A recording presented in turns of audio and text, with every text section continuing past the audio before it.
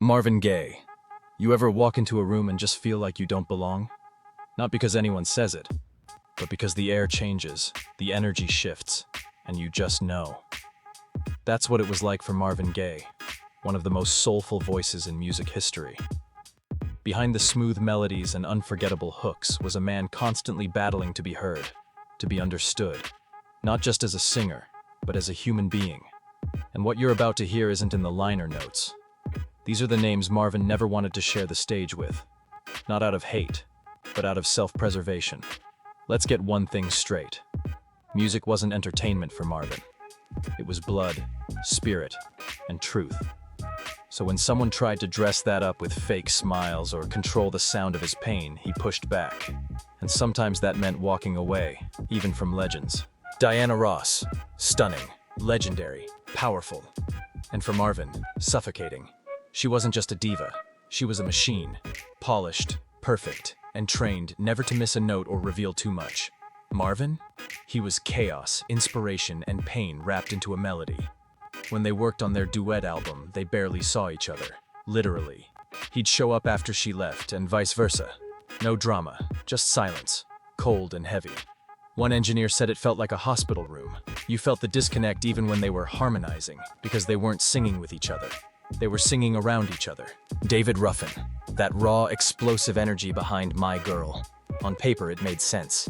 Two powerhouse voices from Motown. But in real life, their chemistry never clicked. Marvin once said David treated the stage like a competition. Wouldn't share the mic. Wouldn't share the moment. Imagine pouring your soul into a song, and then the next act comes on stage like your performance was just the warm-up. That stung. They were both trying to survive in a world that only made room for one black voice at a time. It wasn't just rivalry. It was a heartbreak shaped like ego. Norman Whitfield, the mastermind behind hits like Papa Was a Rolling Stone, had one approach: structure, production, planning. Marvin? He wanted ambient street sounds, conversations, protest cries. Norman offered Marvin a chart-topping formula. Marvin looked at him and said, "That's not soul." These weren't artistic disagreements. They were worlds apart. Norman tried to guide him. Marvin didn't want to be guided. He wanted to feel. When Marvin made What's Going On, he did it alone. Called in jazz musicians. Mixed genres like soul, gospel, funk, and grief. Norman called it praying. Marvin said, "That's the point." There was no fight, no yelling. Just a door quietly closing between two men who would never see music the same way again. Quincy Jones? Yep, that Quincy. The man who helped build Thriller, who worked with everyone from Sinatra to Michael. He offered Marvin a golden opportunity, an album together, a chance to fuse Quincy's genius production with Marvin's raw soul. Marvin shook his hand, smiled, and walked out the door. No argument, no drama, just a quiet refusal. Because for Marvin, perfection was the enemy of truth. Quincy built skyscrapers, Marvin chased thunderclouds. Berry Gordy, the man who discovered Marvin, the man who built Motown into a global empire, and the man who tried to trap Marvin inside a golden cage. Early on, Berry told him, "Don't overthink, just sing, let the girls scream." That wasn't advice, it was a warning, stay in your lane. But Marvin couldn't.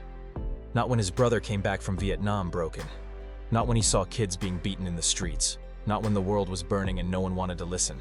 He brought What's Going On to Gordy, and Gordy called it a disaster. Too political, no hit potential. Marvin refused to record anything else until they released it. And when they finally did, it exploded. His biggest hit. But that victory came at a price: trust. Gordy never forgave Marvin for going rogue. Their bond became a business arrangement, a smile for the cameras, a cold shoulder behind closed doors. See, this isn't a story about beef. It's a story about boundaries, about a man who valued truth over fame, soul over success, a man who chose silence over fake harmony. Marvin once said, "This industry tried to trim me to fit their ears." But he didn't let them, even when it meant standing alone. Some people look at these stories and say Marvin was difficult, moody, egotistical. Maybe. Or maybe he was just tired of being told how to feel, tired of packaging pain into palatable songs. He didn't burn bridges for fun.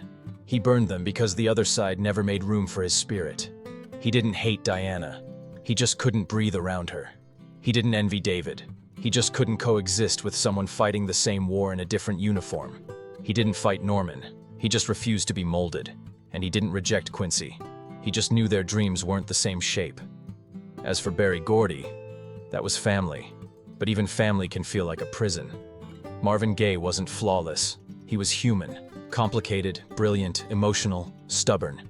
But that's why his music still hits today. It wasn't engineered. It was lived. Every note, every lyric, every sigh came from a place most people are too scared to even look at. He could have said yes, could have made more hits, could have played the game. But then we wouldn't have What's Going On. We wouldn't have Let's Get It On. We wouldn't have Here, My Dear. We wouldn't have Truth.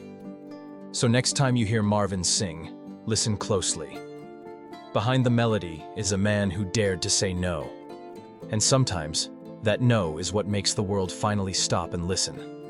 If this story moved you, don't forget to like, drop your thoughts in the comments, and hit subscribe for more real stories behind the legends. Because behind every classic track, there's a voice that almost didn't get heard.